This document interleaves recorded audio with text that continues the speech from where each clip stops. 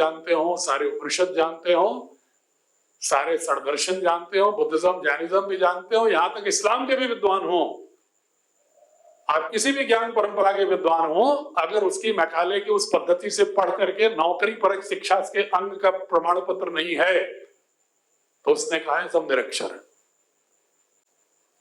और इसीलिए जब आंकड़ा हुआ था ना 1947 में, तो था कि भारत में कितने निरक्षर हैं, तो आता था कि 80% निरक्षर है, क्योंकि जितने बाकी जानने वाले थे सब निरक्षर थे उनकी भाषा में।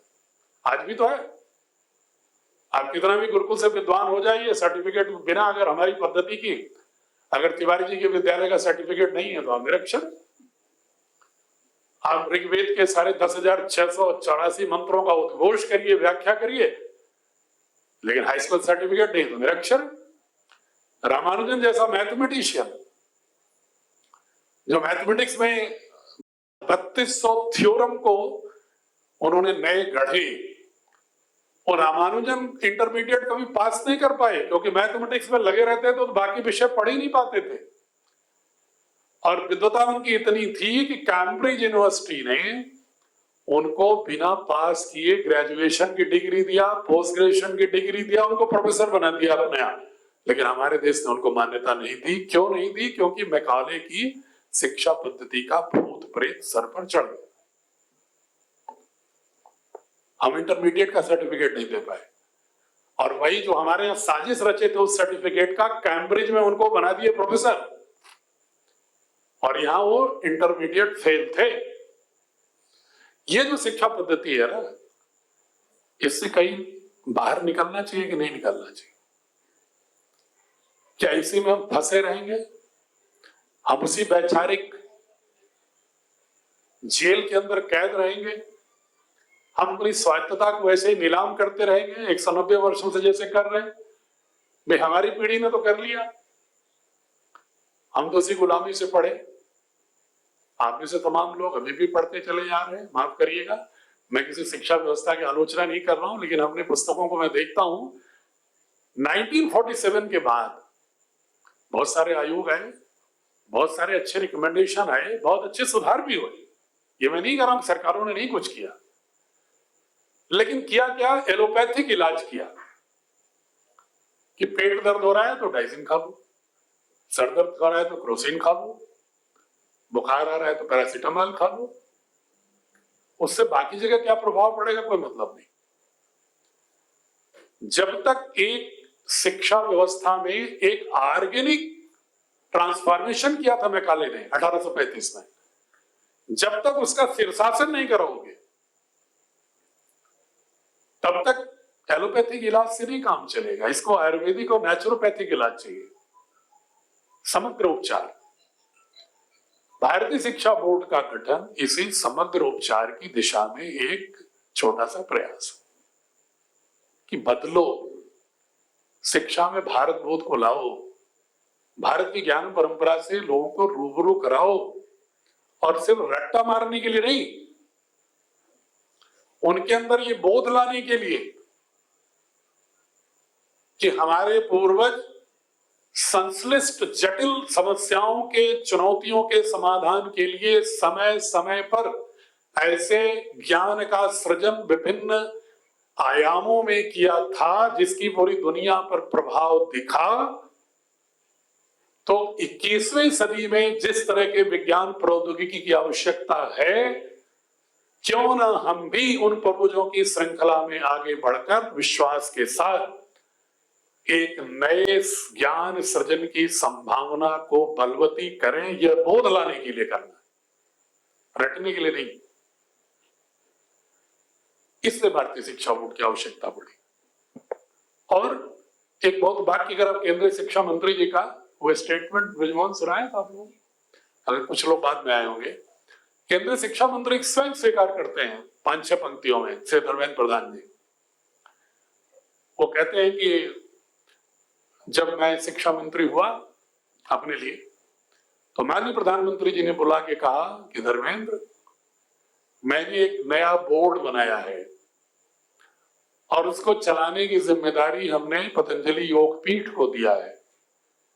और वो इसलिए दिया है कि जो हमारी सरकारी संस्थाएं हैं उनका जन्म बहुत वर्षों पूर्व हुआ है और वो कभी कभी अन्य कारणों से उसको वो गति देने में हो सकता है सफल ना हो। इसलिए हमने सरकार से बनाकर इस बोर्ड को दिशा देने के लिए पतंजलि योगपीठ को दिया है। आप इसमें समय समय पर आवश्यक शासकीय सहयोग करते रहना। ये उनका स्टेटमेंट, मैं उसका ब्रीफ बता रहा हूं।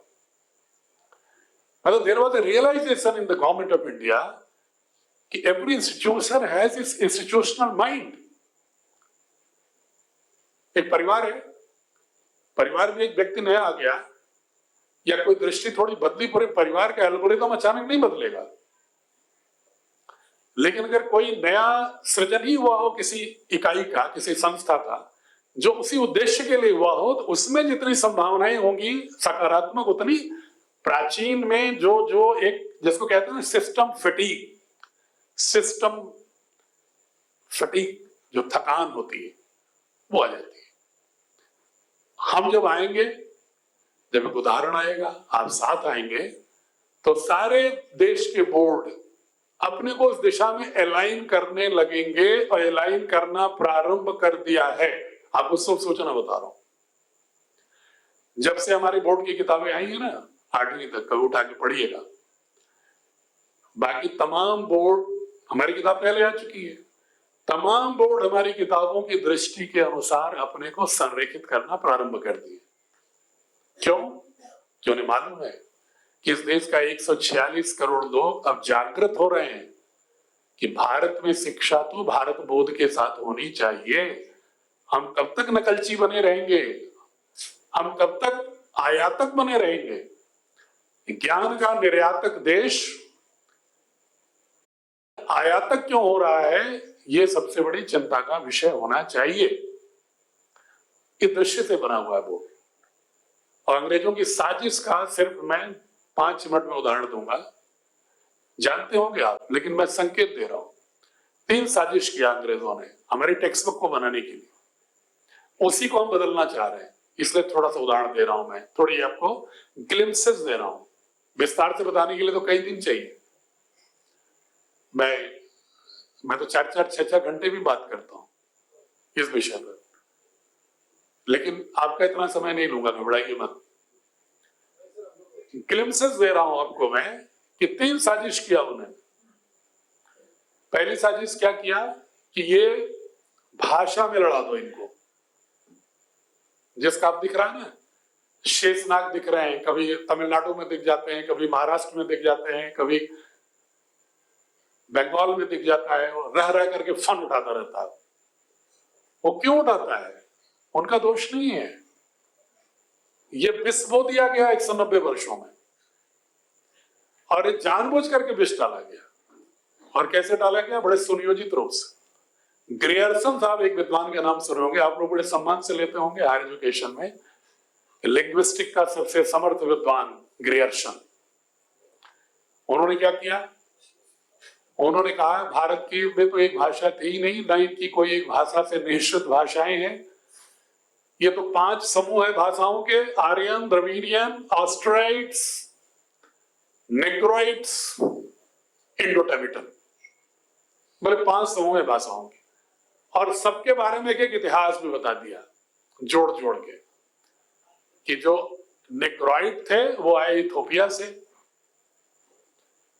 ऑस्ट्राइट्स कहां से आए? अल्पाइन से। द्रविडियन कहां का भाषा आ गई? वो आ गई मध्य सागर से, जो सरस्वती सिंधु सिविलाइजेशन वाले जिनको कहते हैं धकेल के हमने दक्षिण भेज दिया, आर्यन आक्रमण, गलत सिद्धांत। चौथा उन्होंने कहा कि भाई ये जो आर्य थे ना, तो स्टेपी रीजन से आए, और इंडो टिबेटन जो है ये तो त्रिविष्टक जो पर्वत है संस्कृत में, मतलब चाइना से आए। मतलब क्या हुआ? भारत में कोई है ही नहीं। ये आपको अस्तित्व विहीन करने के लिए थ्योरी गढ़ती है।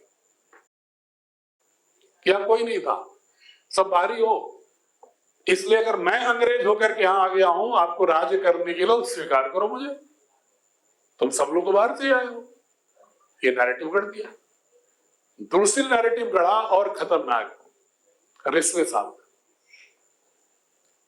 Anthropological analysis. उन्होंने कहा भारत में एक प्रजाति के लोग हैं ही नहीं, सब भिन्न भिन्न प्रजातियों के हैं, इसलिए इनमें एकात्म नहीं हो सकता। ऐसा क्यों किया? क्योंकि यूरोप में निरसन प्रजातियों के आधार पर भेदभाव हुआ, भाषा के आधार पर 29 राज्य बने, राष्ट्र बने यूरोप में। तो उन्होंने सोचा कि हमें भारत छोड़ना भी हो तो इनको हम कई राष्ट्र बना के जाएंगे आज। तो उन्होंने कहा कि भाई कौन कौन प्रजातियां हैं, आप गौर करिएगा। पहली प्रजाति है सिथियन आर्यन, दूसरी है ईरानियन आर्यन, तीसरी है यूनानी आर्यन, चौथी है आर्यन, पांचवी है द्रविडियन आर्यन, छठी है ऑस्ट्रोराइट्स द्रविडियन, सातवीं है ऑस्ट्रोराइट्स, नवीं है निग्राइट ऑस्ट्रोराइट्स और अंतिम है निग्राइट्स। अब इसका विभाजन कैसे किया? उस समय तक कोई जेनेटिक एनालिसिस, जीनोम सीक्वेंसिंग तो थी नहीं। रिस्ले साहब ने कहा कि साहब हमने इस आधार पर किया है, माथे की साइज क्या है, भौहें कैसी हैं, आंख कैसी है, भुजाएं कैसी हैं, लंबाई चौड़ाई कैसी है और कलर कैसा है, और नाक कैसी, मूंछ कैसी, होठ कैसे, इसके आधार पर हमने 9-10 प्रजातियां बना दी। रिस्ले साहब कहते हैं, और हम इसको स्वीकार भी कर लिए। अभी भी हायर एजुकेशन में पढ़ाया जा रहा है। यहां जितने लोग बैठे हो ना, सब एक प्रजाति के नहीं निकलोगे, और एक ही परिवार में पति पत्नी बच्चे भी अलग अलग प्रजाति के निकल जाएंगे। यह है रिस्ले साहब के माध्यम से मैकाले की शिक्षा की साजिश कि हम एक ही ना हो सके। और अंतिम सबसे जो धारदार साजिश किया, वो हमारे इतिहास के नीचे बारूद बिछा दिया। History of British India, James मिल साहब, और उन्हीं से प्रभावित सारे हिस्टोरियन हमारे 150 सालों से उसी क्रिकेट के मैदान पर खेल रहे हैं हिस्ट्री में, जो उसने ब्लूप्रिंट निर्धारित कर दिया। आज 180-90 सालों से उसी पर बैटिंग चल रही है, पिच बदली नहीं। क्या किया उन्होंने कह दिया बुद्धिज्म, जैनिज्म उपनिषदों वेदों के विद्रोह में आया। पहली लड़ाई कि बुद्धिस्ट, जैनी, अपने को सनातन कहने वाले लोग अलग अलग हो जाएं, मतलब सनातन का हिस्सा बुद्ध जैन नहीं। और ये आज तक नैरेटिव है कि हमारे सनातनी कहने वाले लोग भी बुद्ध जैन को अपना नहीं मानते। ऐसा नैरेटिव गढ़ दिया। अलवार नैनार, शैविज्म वैष्णविज्म का झगड़ा पैदा कर दिया। कश्मीरी शैववाद और मैदानी शैववाद में अंतर कर दिया। मतलब ये बताने की बजाय कि भारत की सभी दार्शनिक पद्धतियों में एक कॉमननेस है, कोर इसेंस है, नाभि एक है, ये नहीं बताया। ये बता दिया सब अलग अलग लड़ो। दूसरा एक और खतरनाक किया, फॉल्ट लाइन कहता हूं इसको। एक है फिलोसॉफिकल फॉल्ट लाइन, जो भी बता रहा था। दूसरा उन्होंने क्या किया, सोशल फॉल्ट लाइन। दुर्भाग्य से हम लोग भी जो सनातन की इस दर्शन में विश्वास करते थे, यस्तु सर्वाणि भूतानि आत्मनेव पश्यति सर्वभूतेश्चात्मानं ततो न विजुगुप्सते ततो को मोह को शोक एकत्वम अनुपश्यता संगक्षब्दम संवदद्धम सम्मो मनांसि जानताम देवा भागम यथा पूर्वे समजानाना उपास्ते समानी मंत्र समिति समानी समानो मनः सहचित्ते सा। जिस कलेक्टिव कॉन्शसनेस की बात हम करते थे पूरे सनातन की दर्शन में, वो सनातन के दर्शन को हम मूल रूप से भूल गए और कहां चले गए, अस्पृश्यता के क्रूर सामाजिक व्यवस्था में, एक सोशल क्रुएलिटी के हद तक पहुंच गए कि जहां कि हम ये कहते थे कि अपने अस्तित्व को हम ब्रह्मांड के घटकों के साथ एकात्म अनुभव करते हैं, वहां हम जातियों की बात करने लगे, उनमें भी घृणास्पद बातें करने लगे। प्रोफेशन के आधार पर आधारित हमने सोशल स्ट्रैटिफिकेशन को कास्ट रिजिडिटी में कन्वर्ट करके और उसको एक मूल फिलॉसफी के रूप में जीने लगे। मिल गया अंग्रेजों को मौका, उन्होंने सोशल फॉल्ट लाइन क्रिएट कर दी कि सब अलग अलग हो, लड़ा दिया। तीसरी फॉल्ट लाइन क्या क्रिएट किया उन्होंने, आर्य द्रविड़, कि आर्य आए और आक्रमण करके धकेल के दक्षिण लेके चले गए। अब उस पर मैं इतिहास पर जाऊंगा तो आज 1 घंटे इसी पर लग जाएगा बताने में। अब सिद्ध हो चुका है, हमारी पुस्तकों में देखेंगे आप प्रामाणिक रूप से। क्योंकि देखो मैं बार बार कह रहा हूं कि I am student of physics, nuclear physics specialization है मेरा। I am not a student of very emotional narrative subject. I never accept any fact without any proper authentication and rational research based logic. अब आ चुके सिद्धांत की नहीं भाई, ये सरस्वती सिंध सिविलाइजेशन यही था जो आज पश्चिमी उत्तर प्रदेश, हरियाणा, पंजाब और यहां तक कि अब संत कबीर नगर तक उसके अवशेष मिल गए हैं सरस्वती सिंधु के एक्सकवेशन में। लेकिन उनकी थ्योरी फेल हो गई, लेकिन अभी भी किताबों में उसी को ढो रहे, उसी को ढो रहे। और यही कारण है कि तमिलनाडु का आदमी, केरला का आदमी स्वीकार नहीं करता। वही विश्व भाषा में भी कहती है आर्य द्रविड़ अलग है, विश्व जातियां अलग अलग सिद्धांत रूप से हैं, ये नहीं कि विकृति है। जबकि अगर जो सनातन को सही फिलॉसफी समझेगा वो इस विभेद को, किसी भी प्रकार के विभेद को सनातन का विपतन मानेगा। जो व्यक्ति भेदभाव रखता हो वो सनातनी हो ही नहीं सकता। ये सनातन की फिलॉसफी है, ये सनातन की फिलॉसफी है। ईशावास्यविदं सर्वम यत किंच जगत्याम जगत तेन तक्तेन भुंजीता मां हृदय कस्य सिद्ध न। मैं नहीं कह रहा हूं, ये हमारे सनातन के ऋषि कह रहे हैं कि प्रत्येक तत्व में ब्रह्मांड के ईश तत्व है। जब सब में ईश तत्व है, तत्वमसि thou art you, तुम ही तो हो। गीता में कृष्ण कहते हैं कि जन्म से नहीं कोई वर्ण होता है। अगर कोई अपने को ब्राह्मण कहता है, क्षत्रिय कहता है, वैश्य कहता है, तो कहते हैं चातुर्वर्ण्यम मया सृष्टे गुण कर्म विभागसः। हम गीता की कसमें खाते हैं, रामायण की बात करते हैं, लेकिन सनातन को दृष्टि को नहीं अपनाते। हम सनातन की बात करते हैं और निषाद राज गुह, राम और केवट, सुग्रीव, जामवंत, हनुमान, विभीषण, कितना बड़ा समावेशन है राम के व्यक्तित्व में, उसको नहीं समझते सनातन। हम भेद को सनातन मानने लगे हैं। तो जब हम ही भटक गए हैं तो हमारे दर्शन को कौन मानेगा? अगर आप ठीक नहीं हो तो आपकी बात कोई मानेगा? आप कहते रहो मैं विश्वगुरु हूं, मैं विश्वगुरु फिर बनूंगा, हंसेंगे लोग आप पर। ऐसे जैसे कोई पागल आदमी कहे कि मैं तो आज न्यूक्लियर बम बनाने जा रहा हूं, तो आप कहेंगे हाँ ये बम बनाएगा, ये एटॉमिक थ्योरी पढ़ा नहीं, बम बनाने जा रहा है, न्यूक्लियर बम भी। तो उसी तरह से हमारे दर्शन में ताकत है, हमारी जीवन दृष्टि में ताकत है, जो ताकत विश्व की दूसरे दर्शनों में नहीं है। और उसी कारण से विल डुरांट जैसा फिलॉसफर अमेरिका का, वो कह रहा है कि पूरी दुनिया की संस्कृति की जननी भारत की संस्कृति है। स्टोरी ऑफ सिविलाइजेशन किताब पढ़िएगा, उसकी 35 वॉल्यूम की किताब। वो पूरी दुनिया की सिविलाइजेशंस का रिसर्च करके बोलता है कि सारी संस्कृतियों की जननी भारत है, सभी भाषाओं की जननी संस्कृत है।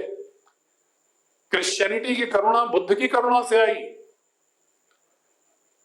लोकतंत्र की अवधारणा पश्चिम में भारत की वैदिक सभा समितियों, चोलों के तिरुमेरूर से आई। ये विल्डुरा कह रहा है, एनपी सिंह नहीं कह रहे हैं, कोई इमोशनल नैरेटिव में नहीं बोल रहा हूं। ये विल्डुरा कह रहा है। विल्डुरा कह रहा है कि पूरी दुनिया को मैथमेटिक्स भारत के ऋषियों से प्राप्त हुई। हम नहीं मानते क्योंकि हमारे हैं ना, अंग्रेज समझा गए 190 सालों में जो तुम्हारा है वो हीन है। वो हमने हमारे एल्गोरिथम में बैठा दिया उन्होंने 190 सालों में, 3-4 पीढ़ी तो बीत गई। इसको कहीं डीन्यूक्लिएट करने की जरूरत है। इन सारे साजिशों से हम बेखबर हैं और कितने बुद्धिमत्तापूर्ण ढंग से उन्होंने, चातुर्पूर्ण ढंग से, कितने क्लेवरनेस के साथ उन्होंने हमारी पूरी पाठ्य पुस्तक को, हमारी शिक्षण पद्धति को, हमारे मूल्यांकन पद्धति को, हमारे शिक्षा के उद्देश्य को चकनाचूर कर दिया। आज एनसीएफ कह रहा है, एनईपी कह रही है कि अब क्या होना चाहिए बच्चे में, autonomy of thoughts, holistic wellbeing, democratic participation, cultural participation, economic participation, और 3 बातों में कह रहा है knowledge, capacity and values disposition. इन सारे फैक्टर्स पर भारतीय शिक्षा बोर्ड एनसीएफ का पालन करेगा। ऐसा नहीं कि भारतीय शिक्षा बोर्ड जो हम बात कह रहे हैं सिर्फ आपको एक कॉन्सेप्चुअल अंडरस्टैंडिंग दे रहे थे कि हम भारतीय ज्ञान को किस रूप में लेंगे, हम भारतीय ज्ञान में पूरे भारत को समाहित करेंगे। आदिवासियों की संस्कृति, आदिवासियों का योगदान हमारी पुस्तकों में नहीं दिखता। उन्हें भी कष्ट है कि मैं क्यों नहीं दिखता हूं नेशनल बोर्ड की और बाकी बोर्ड की किताबों में, मेरी जगह कहां है, क्या भारत के निर्माण में मेरा योगदान नहीं? क्या दक्षिण भारत के लोग कहते हैं कि आपकी पुस्तकों में सिर्फ उत्तर भारत के ही सारी 90% रहता है, मेरा कोई योगदान नहीं रहा क्या? तो हमें अपनी पुस्तकों में एक बहुत ही संतुलित समावेशन, ऐतिहासिक, भौगोलिक भूखंडों का, जोन्स का, विभिन्न भाषाओं के जोन्स का और विभिन्न विचारधाराओं के समन्वय का ध्यान रखना होगा। ये मैं भारतीय शिक्षा बोर्ड की रक्त के रूप में बता रहा हूं। हमारी कोई पाठ होगा, कोई पुस्तक होगी, कोई भी अभ्यास होंगे, कोई भी प्रोजेक्ट होगा, उसमें रक्त के रूप में यह दृष्टि प्रवाहमान होगी। इसलिए मैंने थोड़े थोड़े संकेत आपको बताए। बाकी तो एनसीएफ में जो भी कॉम्पिटेंसी है ब्लूप्रिंट वही रहेगा, ताकि बच्चे हमारे जेई नीट में भी असमर्थ ना हो, बच्चे हमारे सिविल सर्विसेज में भी असमर्थ ना हो, बच्चे हमारे आज के टेक्नोलॉजिकल युग में एक कदम आगे हों टेक्नोलॉजी क्रिएशन में। अगला खतरा है डिजिटल कोलराइजेशन का। 4 बड़ी कंपनियां विश्व की पूरी दुनिया पर राज कर रही हैं, करने जा रही हैं, जहां चाहती है वहां जन आंदोलन करा दे रही हैं। किससे? Facebook, Instagram, YouTube, Google, Microsoft, Amazon. क्या है ये बैठे बैठे अमेरिका में, चाइना में बैठे बैठे आपके बेडरूम की खबर रख रहा है वो, आपको मालूम नहीं है। अभी हम इतनी देर से बोल रहे हैं ना, मेरा फोन पास में है, उनको एक खबर हो जाती है कि एनपी सिंह एक ऐसा कोई प्राणी है जो लगातार भारत की बात कर रहा है देश देश में घूमकर, और वो इसलिए हमारे फोन पर कभी विदेशी कंपनियों का प्रचार नहीं आता, जैसे उछल उछल के आती नहीं आता। मुझे भी आश्चर्य हो रहा था क्यों नहीं आता। फिर मैंने एक बहुत, अपने चूंकि साइंस का आदमी हूं तो मैंने कई एआई वालों से बात किया, तो बोले आप कभी बात नहीं करते होंगे किसी फॉरेन प्रोडक्ट की, तो क्यों ट्रेस करेगा? वो तो वो लाइकिंग देखता है कि जो जैसी लाइकिंग। हमने कहा उसे कैसे मालूम? बोले सर आप फिजिक्स के आदमी, आप जानते नहीं, इलेक्ट्रोमैग्नेटिक फील्ड से इस तरह का कनेक्शन है कि कोई भी डेटा अब कोई भी सुरक्षित नहीं है। सारे डेटा उनके क्लाउड में रिजर्व हैं। पूरे देश के युद्धक न्यूक्लियर भी कोडिंग जो है इन कंपनियों के पास सारे देश की है। तो हमें अगर आगे बढ़ाना है देश को, क्या करना है? इस टेक्नोलॉजी में भी हमें एक कदम आगे जाना है।